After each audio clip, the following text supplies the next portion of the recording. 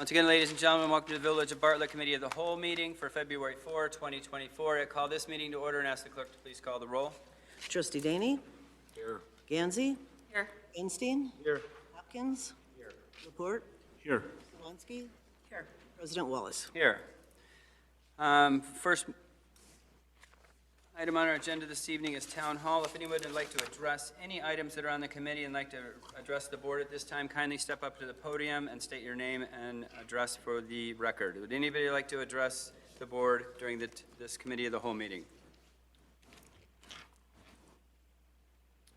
Anybody online, Dominic? No one online. Thank you, sir. Moving on, we'll go to standing committee reports. First standing committee report is Building and Zoning Committee Chairman Gunstein.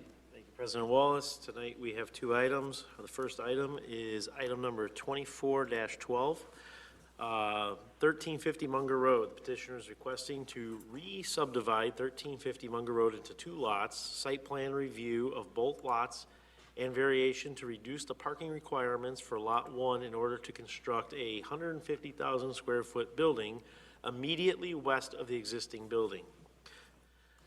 The petitioner is also requesting to amend the previously recorded land bank parking agreement to extend the term for up to 80 years. The current agreement that was recorded for the entire property as part of Ordinance 2026-13 required that the owner install 131 land banked parking stalls by June of 26. The Planning and Zoning Commission does not review the terms of this agreement. It is subject to the Village of Bartlett's board approval. And with that, I will turn that over to Director Christy Stone. Thank you, Chairman Gunstein. So just to kind of summarize, Creative Works is the current tenant in Lot 2 for the existing building. When they originally came through the approval process, the plans were to build a building addition to the west of the building. The property has now been sold, and the new owner would like to build a completely separate building on Lot 1. The previous approval included a variation to reduce the parking requirements, and the petitioner is still proposing to put in, to show the land bank parking. This was previously approved, but because the legal description is changing, they have to go through the process again. Creative Works has not needed to have these parking spaces installed to date, but if a new tenant were to come in, the village would like the reassurance that those parking spaces could still be required to be installed at a later date. So that's the land bank agreement, so that's kind of something that would be considered as part of the variation request. And then this is the building to the west on Lot 1 would be oriented more north and south, with the loading docks on the east side of the building and passenger vehicles on the west side. It could be divided in probably up to 3 tenant spaces or a single tenant. So staff is wanting feedback on the land bank agreement and is recommending that this be forwarded, the zoning request be forwarded to Planning and Zoning for the public hearing. The petitioners are here if you have questions that you would like to direct to them as well. But the land bank agreement would come right to the board. Correct.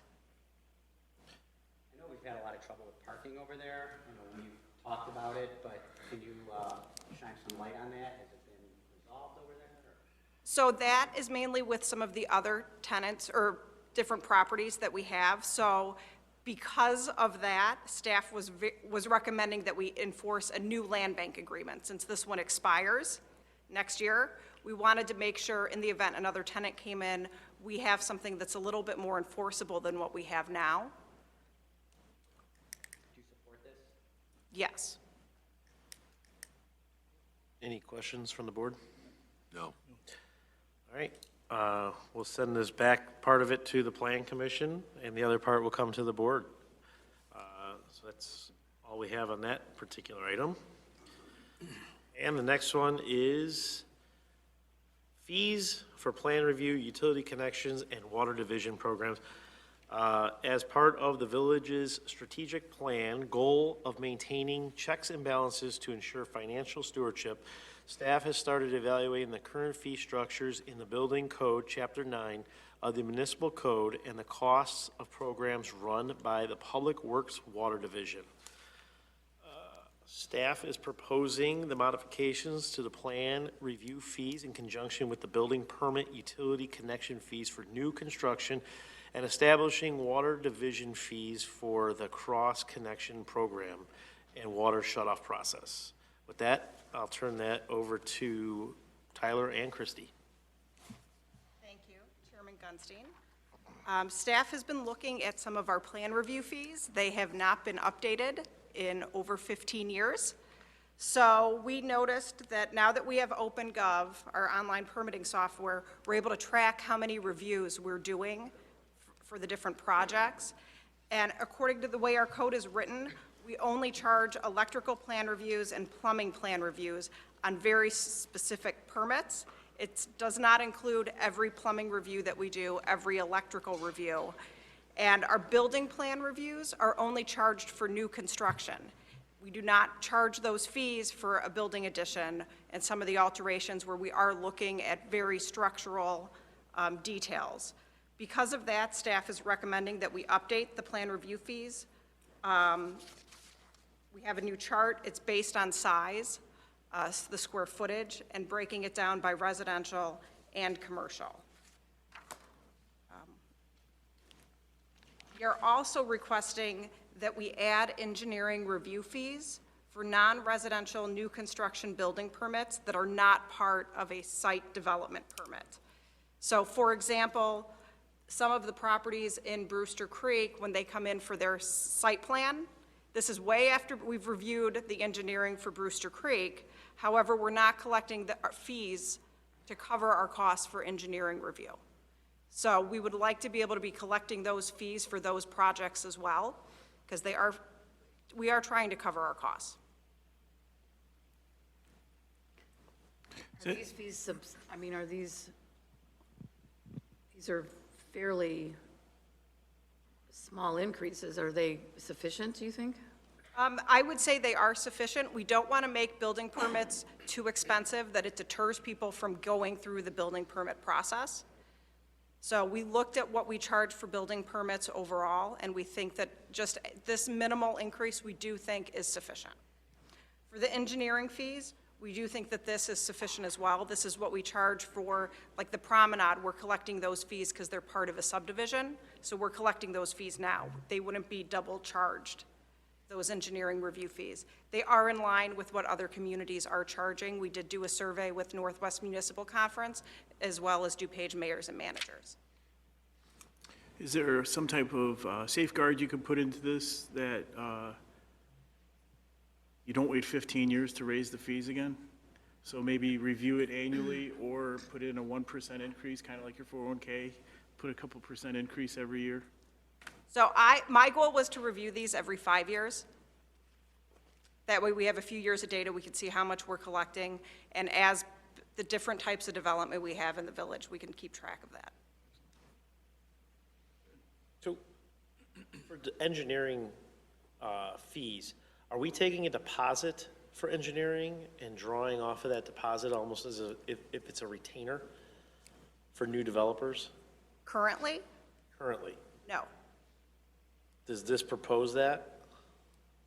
This was, you want to cover those? So we do that in the large-scale subdivisions for like construction inspection and things like that, but for like the one-offs that this is more in line with, like the Brewster Creek businesses or the one little industrial or commercial build-out, we do not. So Currently. if a developer comes in and has you guys do an engineering review, and then their funding or their financing falls through, what's to say we're going to get paid for that invoice after we send it to them? Versus having a retainer up front? We would charge this up front. What's that? We would charge this up front. Up front, okay. All right. I think it's great that you guys reviewed these and made some modifications, and sounds like you plan on revisiting them before 15 years, so you guys are a step in the right direction. Yeah, I'm in support of these changes. On the utility connection fees? Yeah, I'm moving to that. I want to focus on one chapter at a time. Make sure we have consensus with the board first. The next item that we have are the utility connection fees. We looked at our residential ones as well as non-residential. We do feel that our residential fees are really where they should be. So we are not proposing any increase to the residential tap-ons. However, our non-residential, currently the way we charge is by square foot, which has been to our advantage while we've had some very large projects in Brewster Creek and in Blue Heron, as some of those sites we're developing, which is great, but there are not as many of those large buildings that we're going to be getting. And the smaller buildings that you're going to see, more like 5,000 to 20,000 square foot buildings, charging it by square foot doesn't make sense. It makes more sense to be doing it by the actual size of the connection. So that's what we're proposing to do. So it would be charging at the connection rate of $1,500 per inch. Yeah, basically $1,500 per inch of the water meter. So like a 4-inch meter would be $6,000, and obviously go either up or down from there. Where did you guys come up with the 1,500 per inch? Curiosity. It was through the DMMC survey that's attached for the funding revenue. There were some that had flat fees and some, it was kind of all over the board, but that was really more of an average. So we figured stay in line with the middle ground. See, it just Where are these seems fees? light in comparison to what I've paid as a developer, across the board. From a commercial standpoint, a 6-inch or a 10-inch pipe for a water service. And this includes the water meter? Or is this just This is strictly the connection. this is yeah. strictly the So connection? like a 6-inch meter would be with this $9,000. Is for the minimum? Or is that like That standard? was just just an example meter thrown out. Why is the DuPage County side so much more expensive on both residential and non-residential for these tap-on fees? For sanitary, that'd be because of who's treating the sanitary, because we own the collection system throughout the village, but DuPage Sanitary is treated at our plant off Bittersweet, and in Cook and Kane, either MWRD or Forward is doing the wastewater treatment. So that's the difference. On the Cook County side, do they have to pay MWRD a permit fee typically also? Yep. And is there a permit fee on the DuPage side? Because you guys do it, or is that, That's, covered under that 2,100? Correct. So they're probably, if you're building in Cook County, you're probably paying well over that $2,100, correct? I don't know what a permit is for MWRD. You guys Honestly, I don't know. don't think it would be cheap, but So maybe it is. if I'm looking at this correctly, we were getting $92,000 for a tap fee in a industrial building, correct? When we were Depending on size, yes. based For like off, the let's just larger say buildings, 6-inch, at .23 or 23 cents. And now we're going to be reducing it to 6,000 technically. I think we probably will only have 3 to 4 buildings that are of that size, where we want to make sure that we have something where we're consistently charging, whether we do it by square foot or by meter size or connection size. So this is kind of the compromise that we've come up with. So the balance of Brewster Creek build-outs are less than 300,000 square foot in space, you think? Yeah. Wow. I don't even know if you could fit 200,000 square foot. I guess I feel like we're just giving, it's a pretty inexpensive water connection fee. So we're actually gonna take a lesser income. For, In the short term. in the short term, for those three to four properties that can have another large building, most of the development that you're going to see in the village going forward was going to be smaller. But if, for example, we've had like car washes want to come in, which would be more in line with, you know, smaller square footage, but still needing a larger meter, therefore, with that looking like more of the development, like smaller commercials, smaller pieces that are left, we felt this was more long-term the way to go. Just want to give an example. If you have a 10,000 square foot building at the 23 cents square foot, you're looking at $2,300. But if that same 10,000 square foot building has a 4-inch meter, for instance, that's $6,000. So that's what we're saying is we're seeing smaller buildings. So we're that $1,500 per meter or per inch for the meter. We'll end up getting more on the smaller side than we're currently getting, but we have a lot less big buildings, so we're not really gonna, we were doing really well with, but we don't have many of those left yet. Can we add a tax on if your building is over a certain square footage, so it's like in addition to? We could, that's nothing that I've seen any other communities develop or incorporate into their, most of it is based on connection size. Dan, what's on your mind? What's that? What's on your mind? You're not saying, Yep. Well, I think it's a little light right now. I get it. We're running out of buildable square footage, so we had to adjust it. It just seems a little light based off of what you're gonna need to maintain the water, you know, and sewer. So, but We can, I mean, start here and revisit it, so. it sounds like, if I'm hearing what it sounds like for the 1,500 per inch for the smaller buildings, you're okay with, but we still want to continue with the square footage for the large buildings, and we'd have to look and see where that makes sense and how complicated that would be, but you It's could. gonna be complicated. I'd rather just rip the Band-Aid off and just say that this is the new platform going forward, but I just wanted to make sure you're comfortable with the numbers, you know. With the amount of large buildings that we have left, yes. And I would say because water connection fees, no matter how much you make them, aren't going to be the difference maker as far as balancing what's needed in the water fund, I would be comfortable with this. It's a one-time fee that we collect. Right. Okay. I think, just from my standpoint, when we look at fees across the board, it's important to myself that we don't raise the sewer and water rates on residential customers. I think our residents have been hit. We knew they were going up.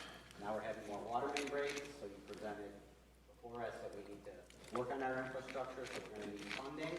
So I think it's important that, you know, if there's modifications that can be made to this or another funding source, we do those before we tax our residential customers anymore.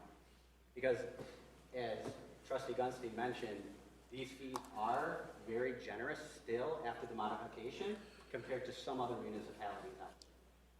So that's all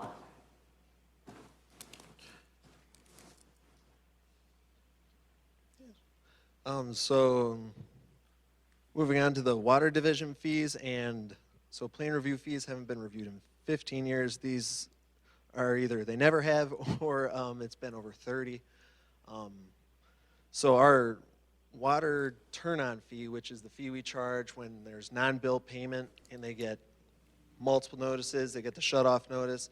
Finally, we go to shut the water off. They have to pay their bill plus a $30 fee, and then our guys go back out to turn them on.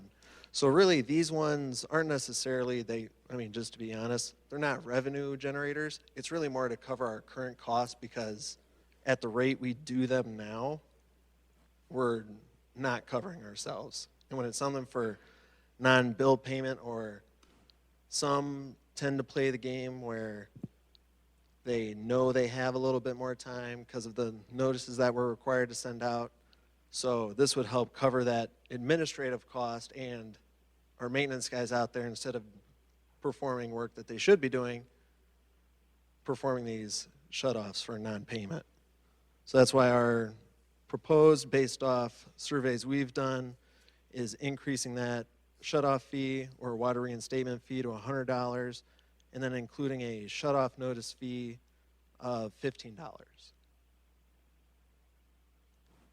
And then the other one on here for the cross-connection program, that's also, if anyone's familiar with a backflow device, they're EPA state mandate that anyone who has an irrigation, commercial buildings that have fire protection or a larger domestic, just to stop that flow from potentially getting back into the water system.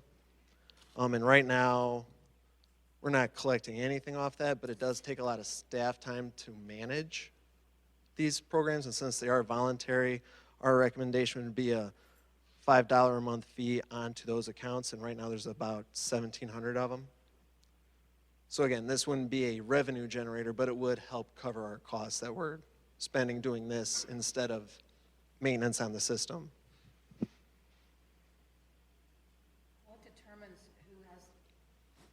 What determines who has the 1,700 accounts with those devices?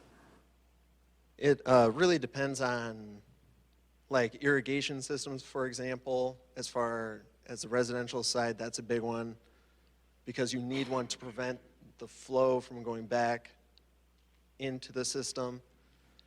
So from there, sprinkler systems for fire, basically anything that water may sit for a while, that's really the best way to explain it. So anyone in it's a state, perhaps even federal mandate, where if you have one of these things, you have to have one. There's no, and it has to be tested annually. Otherwise, we go out of compliance, and if we're not compliant, the EPA can come in and force compliance, which is never ideal. Can we, when they don't upgrade their RPZs, is there a fine? They have a certain period of time to do it for the inspection, right? Are we Correct. imposing a fine on it? So we haven't in the past. Yeah, that would be really more part of the fee there as far as managing it, or part of what we were doing before is if they weren't compliant and they were continually not being compliant is when we would shut their water off for like the safety of the system. And then if they had to upgrade it, repair it, whatever it was, we would go and inspect it and then turn them back on. And they'd get charged the turn-on fee? All $30 of it. Does the $5 a month cover your costs? Should it be more? When you look at it over the 1,700 accounts, yes.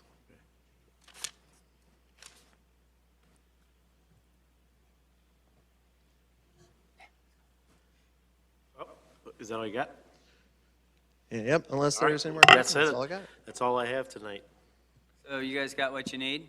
I think so. Good. All right, thank you, Chairman Gunstein. Next up, Finance Committee, Chairman Laporte. Thank you, Mr. President. We have one agenda on the item this evening. It's the funding source option overview. Initially discussed at the November 5th Committee of the Whole meeting and discussed again with the capital budget in December as an objective of many strategic plan goals, staff was directed to look into different funding source options that the village could utilize to fund necessary capital projects. No water and sewer rate increases are being proposed at this time, but staff is looking for direction on a scope for a rate study so staff can begin reaching out to consultants. Different options we will be reviewing are a municipal motor fuel tax, the home rule sales tax, and stormwater funding. Staff will be seeking direction to implement these different funding sources, and if so, at what rate, for the upcoming fiscal years, and implement them into the funding for future years of the capital improvement program. And I pass it off to staff for additional review. and discussion. Tyler. Thank you, Chairman Laporte. All right. If you recall, back in November and December, we went over asset management and our capital program.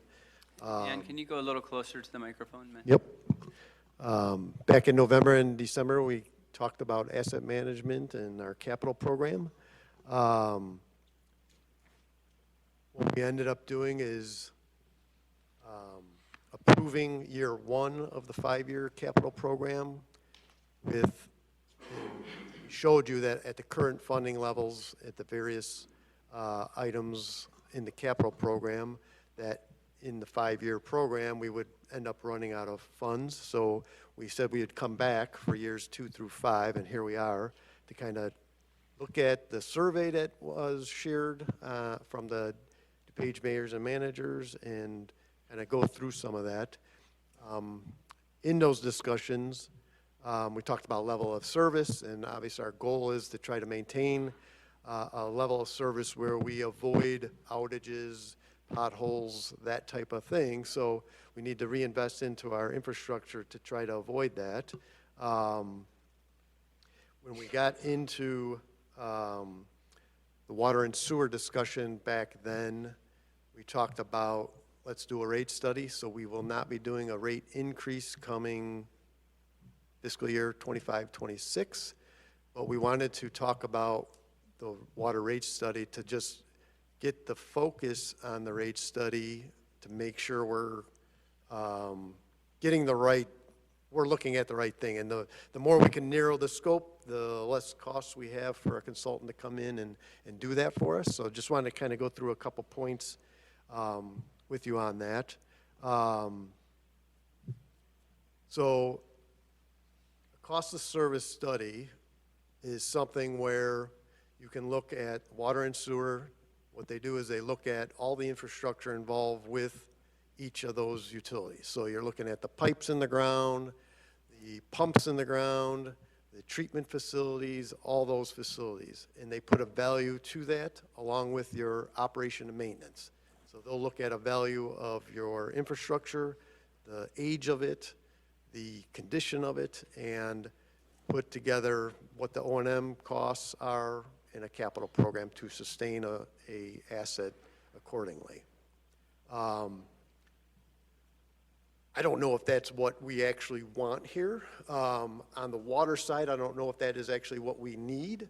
I think when we talked about water rates, we talked about not impacting the residential and trying to look at the non-residential to see what we can do to change our rates to kind of balance that out a little bit, where the non-residential can kind of pay for more than what they currently are based on the percentages of where we're at. On the sewer side is where we need some input, because that's where we've got the MWRD and the Cook County issue versus, you know, we got different rates for Cook County, DuPage, and Kane because of that. So if we were going to do a cost of service study, if we want to look at those rates and verify that what we're charging for Cook County, what we're charging for DuPage and Kane is covering the cost of the facilities within those counties, then I think that's where we would need to do more of that study. On the water side, I don't believe we do, but we want to kind of get that from the board to make sure we're doing the right thing when we get this water study done. One of the things when we were looking at that survey, what other communities were doing, and the whole discussion that we had with you a few months ago on the non-residential versus residential, one of the things we were looking at is, what if we looked at more of a usage, 10,000 gallons, for instance. Some of the towns had that, and what it does, and it doesn't single out residential versus non-residential. What it does is high users versus lower users. So a residential customer, typically, a typical family is in that 6,000 gallons a month range. If you have an irrigation system and you like a green lawn, you're probably going to go over 10,000 gallons. Well, you'll pay that higher rate for the gallons over 10,000.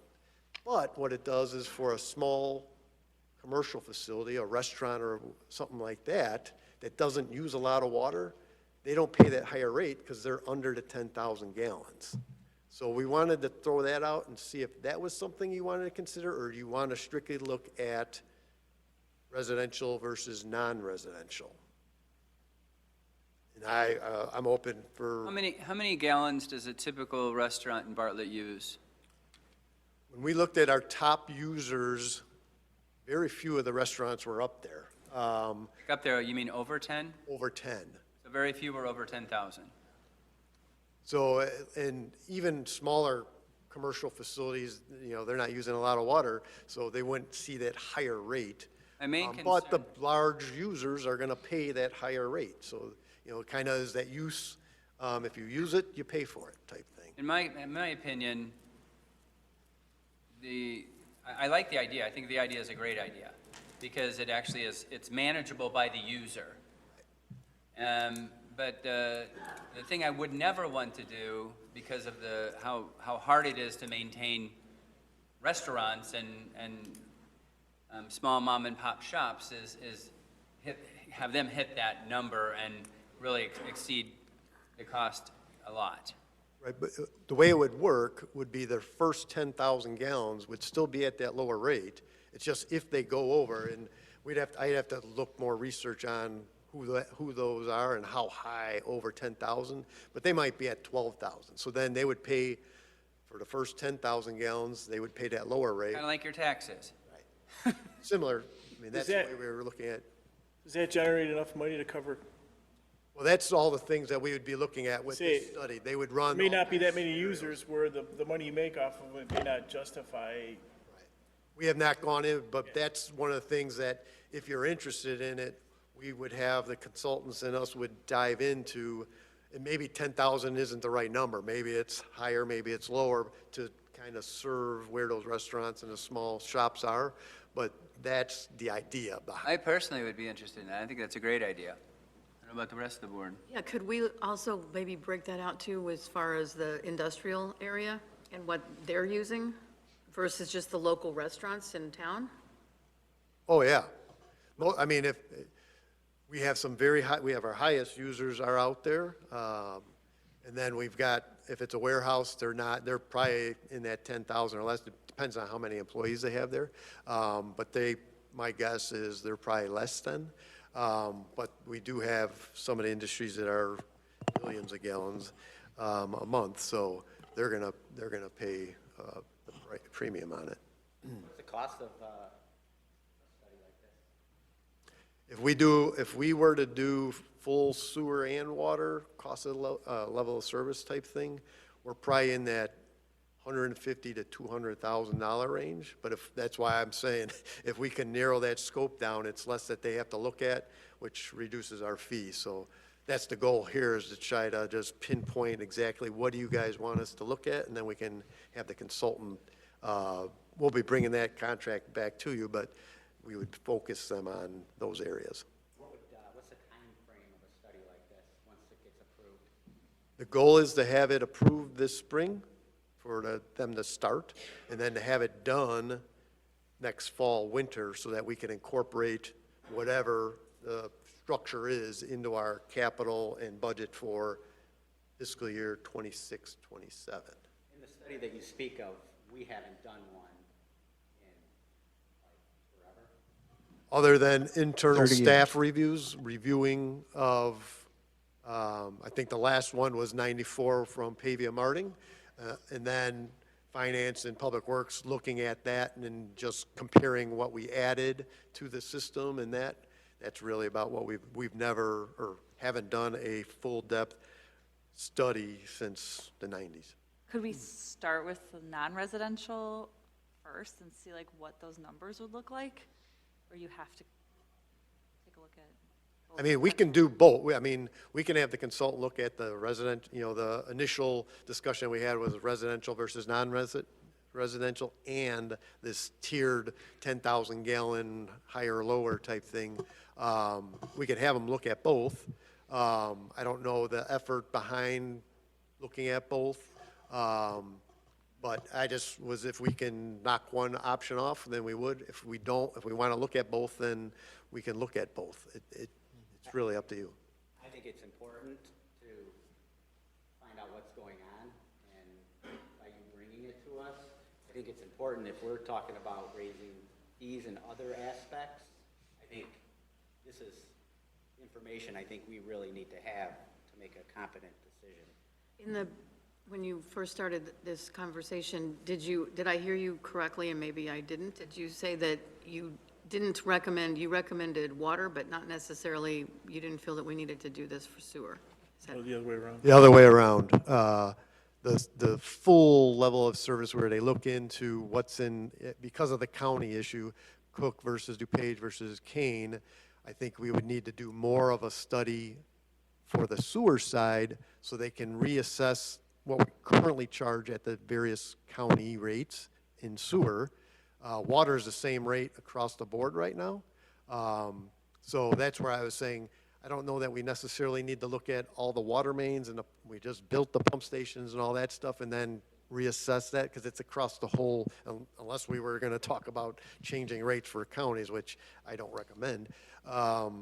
But that's where I'm saying I don't think we need to do that full depth for the water side, but on the sewer side. Can we tell them like what our final goal is and then what their recommendation is, so we're not like overdoing the scope? Like, will they give us that? Like, we're saying, hey, what we're trying to do is not raise rates on our residents and trying to see if there's enough in non-residential. Can they Yes. then Some of the discussions that I've had with consultants that we would be considering look at this, I've already had those discussions to see if they, and I think we can to an extent.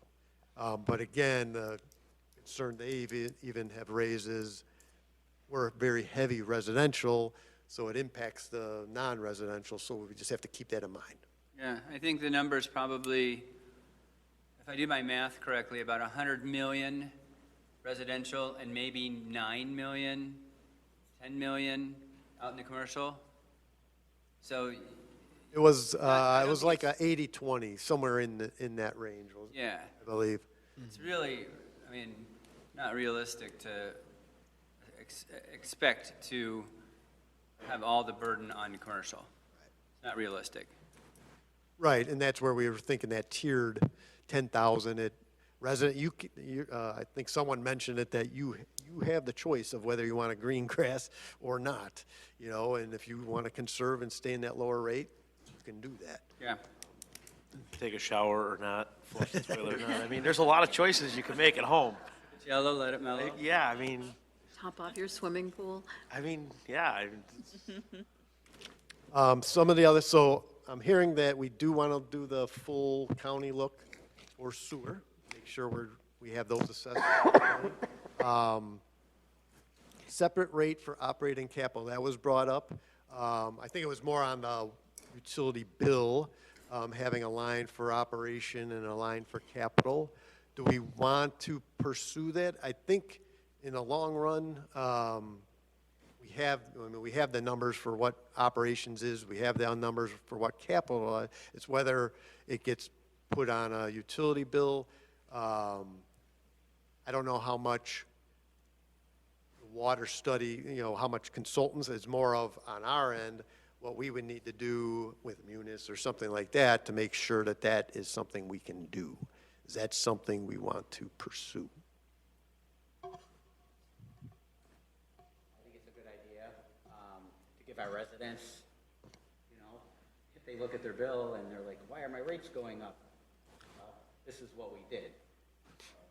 But if you can do that internally, not necessarily with a consultant. I think it's more trying to figure out how our system would be able to incorporate that in, because it would be something, there's a couple, the consultant wouldn't get involved with it only because they're going to be looking at operations and capital and trying to recommend what level we should be at. But beyond that, it'd be internal for trying to make the bill work that way. How many consultants, are there? Like, if we put this out for a proposal, like, are there only a few in the state, or are there? No, most of the what I've been looking at is it's a consultant that has the utility background, but also financial background. And some consultants will team up with financial people. Others have that in-house. So those are the people that have that strong utility, along with the financial side of things to really dive into those numbers and rate structures. Will they be doing just the water, or are they gonna, we're gonna continue to talk about motor fuel tax? Yep. Are they gonna, okay, so this No, is this just is one strictly entity? water and sewer. So we're, okay. I think I have a pretty good idea of where to pursue that, so we'll start digging into an RFQ for that. Tyler is going to cover the stormwater fee, but that's something that also came from that survey as a revenue source. But I think we could probably get into, Matt can kind of cover where now our focus will be more on the general fund and MFT. He'll go through kind of where the state of the funds are, and then Tyler's going to go into some of the funding options that we had looked at. Okay, thank you, Dan. Yeah, so now we're going to move on to general and MFT. I'm going to give the 5-year projections for the fund balances, just so you have an idea of why we're looking into additional revenue for these two funds. You can see these numbers. So if I had to take a snapshot of the general fund right now, we look really, really good. I'm projecting at the end of the current year, so at the end of April, our balance will be almost 24 million, so 23.8 million, which is 10 million over our maximum fund balance policy of 13.5 million. Whoops.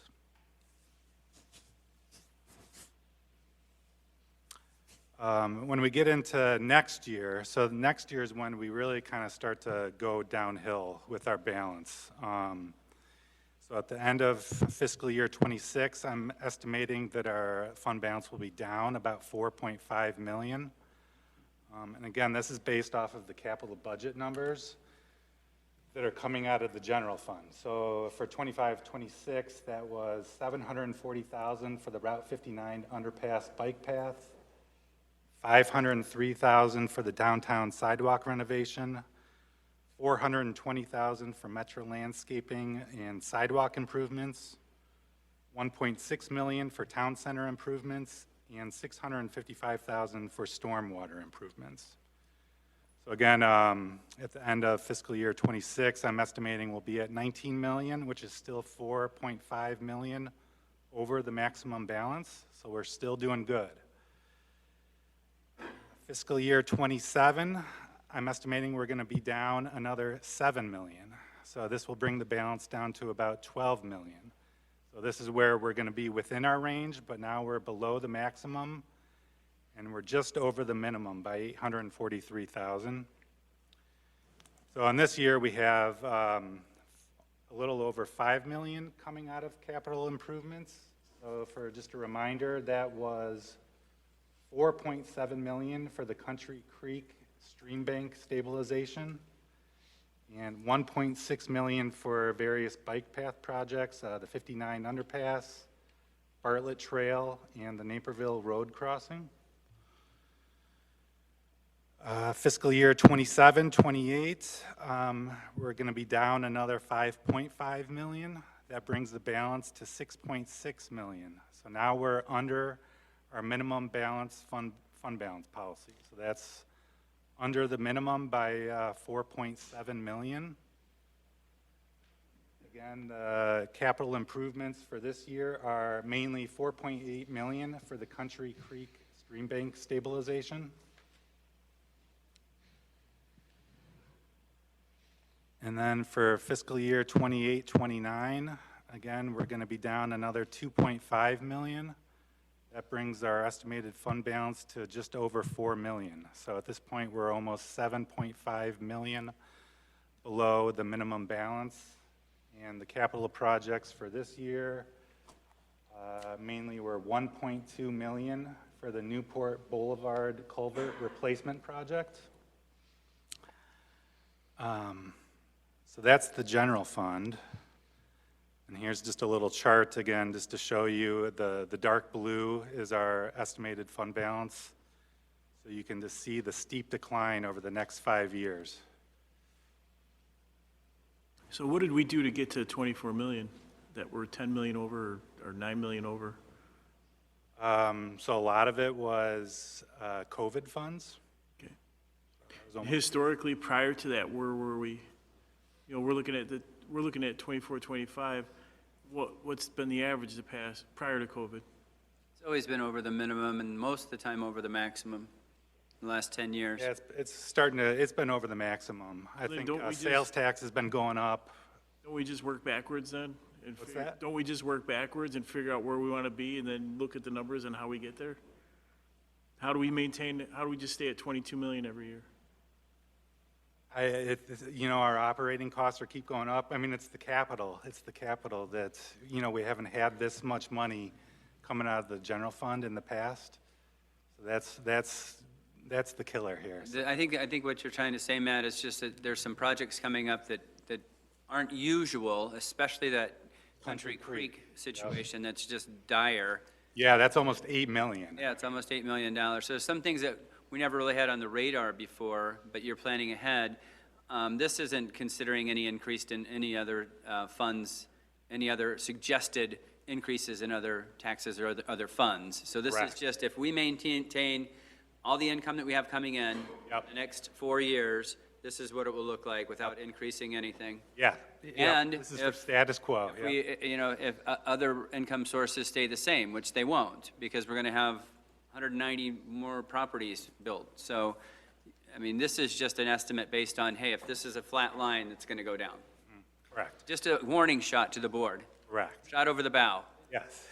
And I will say our projections, usually we come out a little better than what we project, just because we're conservative on our revenue estimates and we're under budget on our expenditures. But still, I mean, this is showing 7.5 million under our minimum. So there's a little, give or take here or there, but we're still going to be under budget, under our minimum threshold. On the motor fuel tax, so this is a little different. There's no minimum or maximum. It's just whatever funds are there is what we have to spend. So the big thing with motor fuel tax is every other year, we're budgeting 4.2 million for the MFT Streetscape program. So you can see in fiscal year 25-26, we're budgeting for that, and our revenues, or our fund balance is going to go down by 3 million. And then again in 27-28, we're budgeting for that MFT Streetscape, and we're going to be down another 3.3 million. So at the end of 28-29, I'm showing our fund balance is going to be about 1.4 million. The thing to remember is that next year is when we want to budget again for that 4.2 million. So we're going to be short. We'll be short a little over $1 million In 29-30. in 29-30.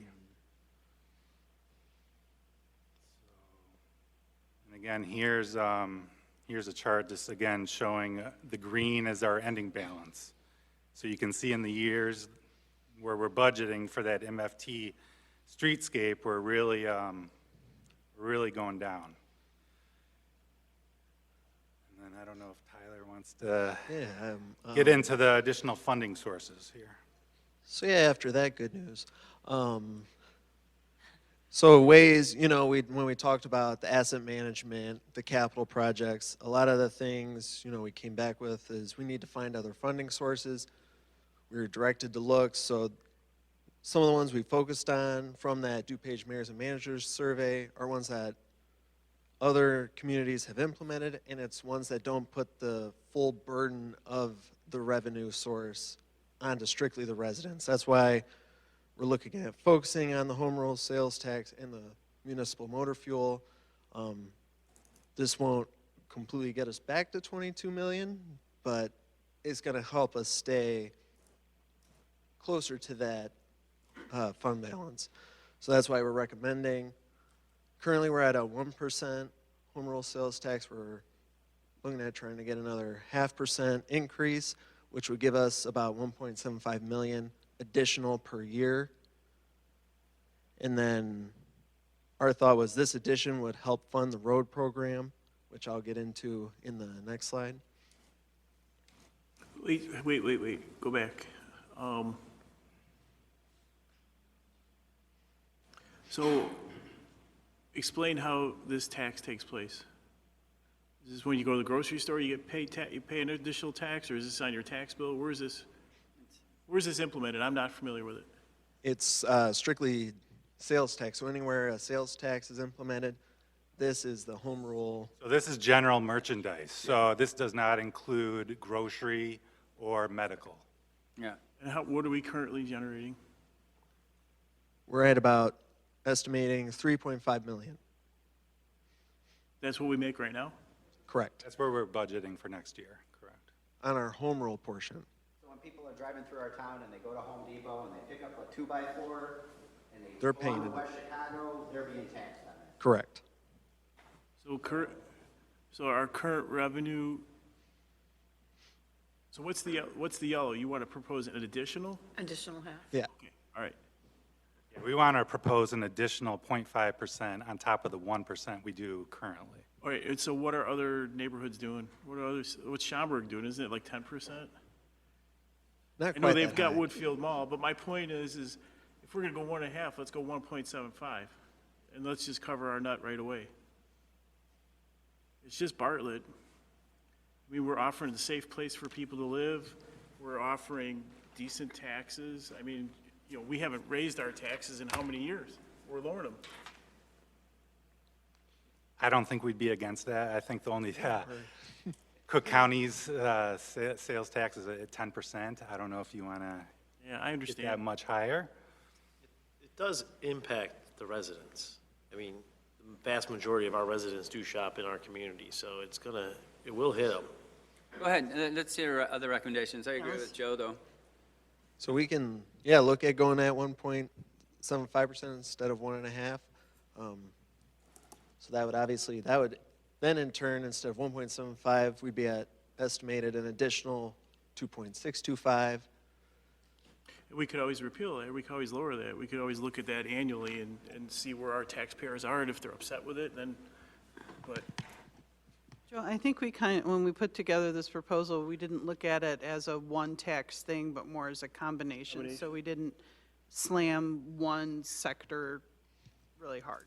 so I think once we figure out what we're doing in all the different sections or categories, we have to we are justifying it. You know, Dan's telling us the sewers are gonna start falling apart. You know, water rates just keep going up from DuPage County and Cook County, so it's not like we're gouging the citizen to stuff our pockets. We're trying to just be ahead of all the capital and roads and everything that we're gonna have to fix down the road. So I'd rather have a little bit more money on the conservative side in the bank account so that when those things happen, we've got the money. That's not an issue. That is really what those 5 years projections are. And, you know, we saw it recently with culvert collapses and, you know, bridge maintenance and things. Those are really big ticket things that we aren't budgeting consistently for. I don't think 0.25% is gonna make a big difference. I say just go with it. And again, it's not like we're driving around limousines and Rolls Royces. This is to help our infrastructure. This is key. Well, let's take a look at everything Yeah. they're Again, presenting. the nice thing about this is it's not just Bartlett residents. So. Right. Yep. Well, that's what I like about it too. It's people passing through. Nobody looks at their receipts, they throw them away. Doesn't matter. My wife does. We do. So this one is the municipal motor fuel tax. So this would be a local tax, and there are two of them, which is why there's the different numbers there. There is one that's strictly where the state handles it, which would be our recommended route, where you could do a 3 cents per gallon maximum. And then the state would administer it, and then like they do with the state allocated MFT, they send us a check for it. The other local home rule municipal would be we have to administer it, we have to collect it. So sure, we can technically put more on it, but it's also more of a cost to the village to administer it. So it's kind of a balancing act there. But with this, at the 3 cents, because that actually ended up being the average amongst the communities that do have this implemented anyway, it'd be about another $250,000. So with that, that'd put us, especially if we do the 1.75%, like we were saying, a combination of these funding sources, really more to help fund the road program at that 20-year resurfacing cycle or our current 38-year. This would probably help us get closer to that 20-year resurfacing cycle, which would put us at that PCI, if you remember the earlier pictures, put us more in line between the 70 and the 90. Average to good. Correct. So, and that's assuming that the additional home rule sales tax in the municipal motor fuel go to help fund the roads. Then, That's all you got? well, we got one more on, for stormwater. This one's more like we've mentioned a lot of larger stormwater projects. So stormwater is more or less being considered now as it is a utility. So this would be using a stormwater fee would help. Matt, can you blow that up? Some of us have old eyes. Ray? But while we're getting it blown up, so one way we looked at it, there's a few ways communities do it. We thought the most straightforward way would be, again, kind of by meter size, because typically larger the building, larger the meter, more impact on the stormwater system.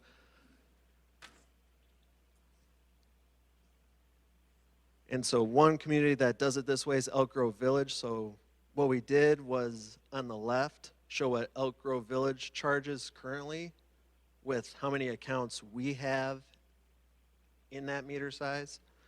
And then our proposed fee, this would be another one that's just a monthly fee. It's just a flat, and it would estimate about $500,000, which if you remember, that's what we should be investing annually into the stormwater system.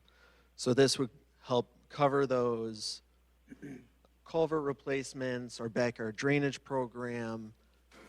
This would help offset the cost of Country Creek. Our regular storm sewer maintenance that the public works guys do, anything stormwater related, it would function similar to like water and sewer, where these funds go strictly to the stormwater system. It wouldn't be a separate fund though, right? You'd still have it under the water fund? We would probably set up like a stormwater reserve within Okay. the general fund. Yeah, I like it.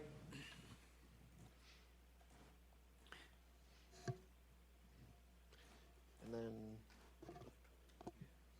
Matt's going to go over. And then this is just a graph showing, so the yellow, Matt, can you make it smaller?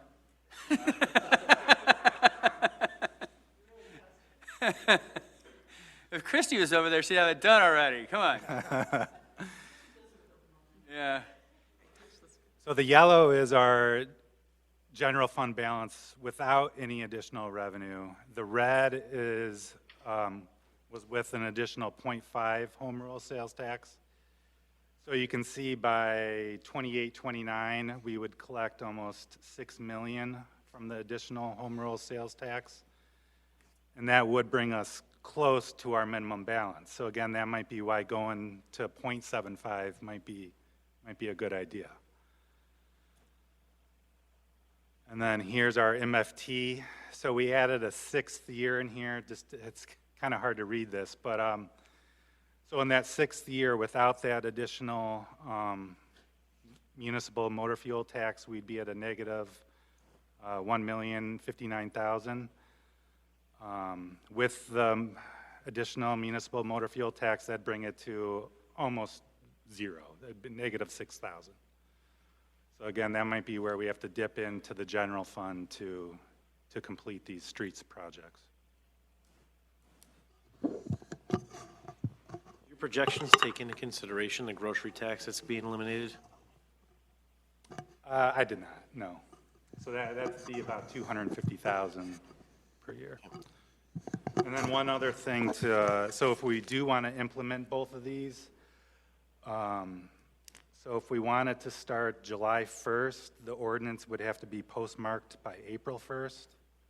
If we want to start it January 1st, the ordinance has to be postmarked by October 1st. Sooner the better.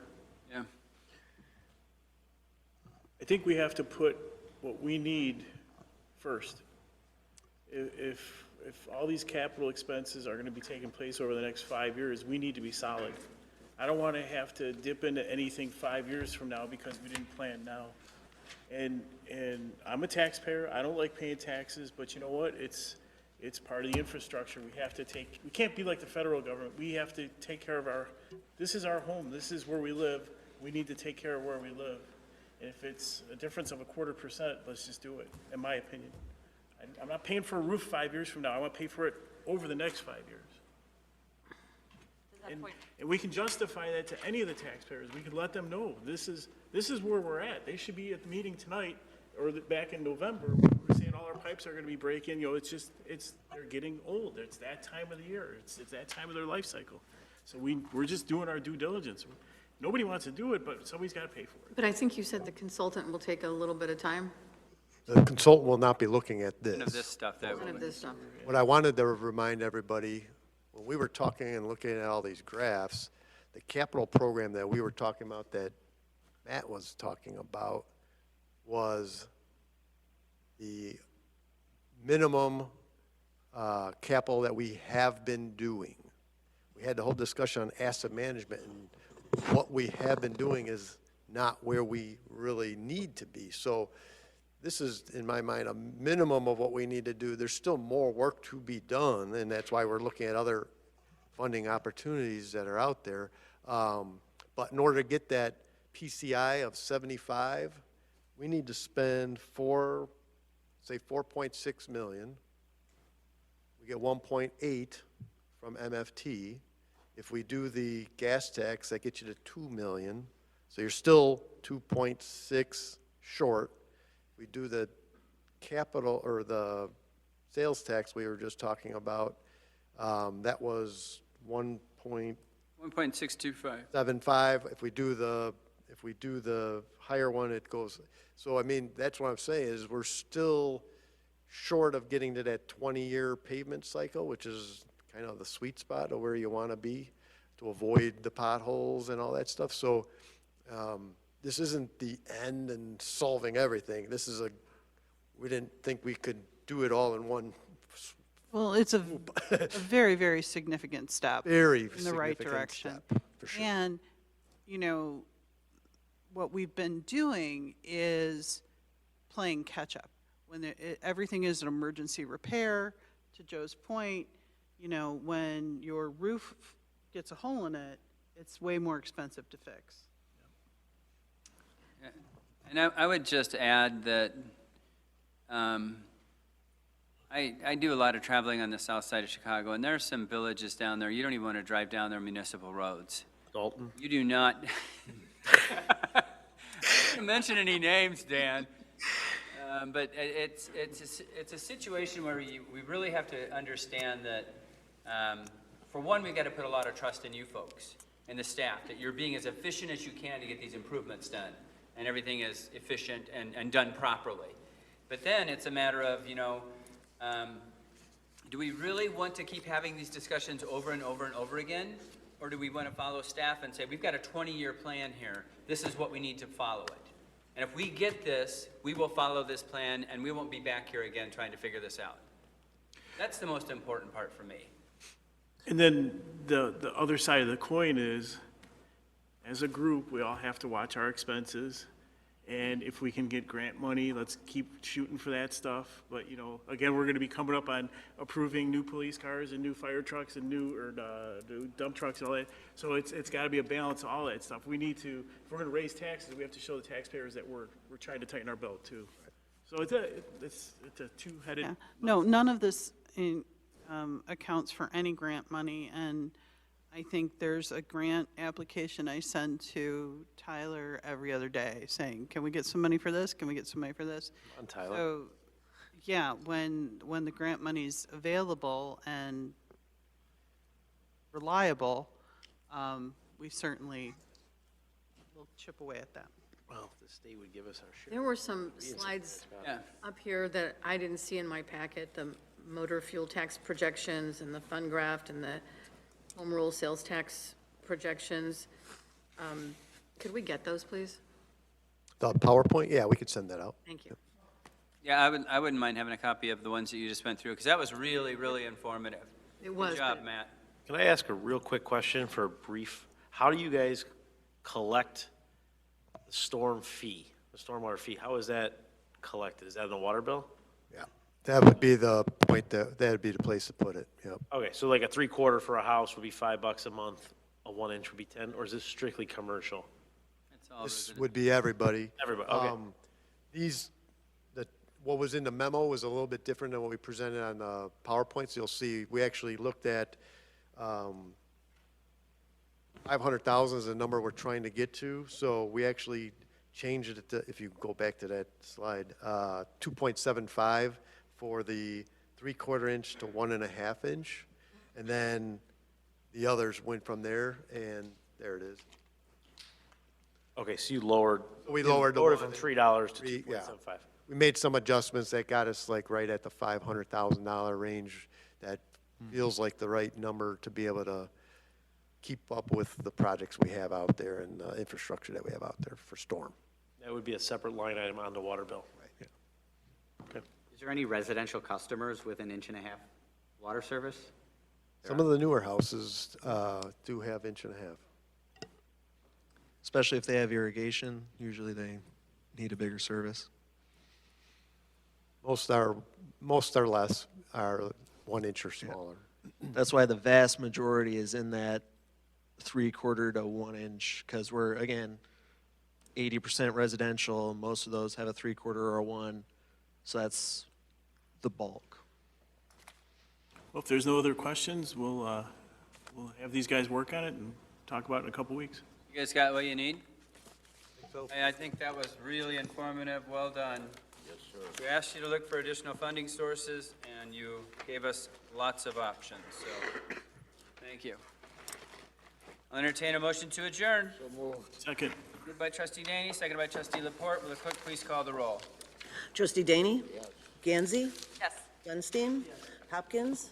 LaPorte? Yes. Swansky? Yes. We are adjourned.